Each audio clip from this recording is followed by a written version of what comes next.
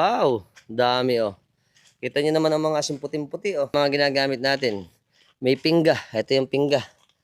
Yung tiklis, panulong, ito panilid. Puting-puting kristal na asin. Nakikita natin yun yung mga tisa na nilalatag dito sa ating mga banigan. Ayan ang itsura niya oh. Ayan oh. Daming tisa. Yun yung nilalatag doon para sa mga banigan. Yung bawat square na yan, yan yung mga banigan. Tapos yung nasa gilid, yung patubigan, nakikita natin sa dulo, yun yung mga tasikan o yung paalatan. Habang umaalat yun, papunta rito hanggang sa buo yung mga asin. Ayan po yung patubigan natin dito. At si Kuya, pupuntahan natin doon. Eto si Kuya Jimmy. Ngayong katanghalian tapat, nag-ano siya rito, ano ba? Pinapantay pala niya kasi nga naman nabubuo sa gitna. Kailangan mo pantay ano? Pansulong niya, PVC yung ginagamit niya. Lahat ng banigan ginaganyan mo. Pag tanghali, ilang ano to, banigan yung sa inyo? Mga 97 daw na banigan. Yan, etong ginagawa niya rito.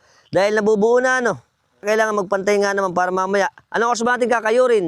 Alas 3 daw to, kakayurin na. At para hakutin na sa mga kamalig. Nga naman. O, ito pa. Ito pong ginagawa natin, sabi ko nga sa inyo, hindi biro ito eh. Kita nyo, napakainit. Ngayon po ay alas 2 pa lang. Napakainit, lalo na yung singaw ng asin. Dahil yung tasik ng alat ay nabubuo na.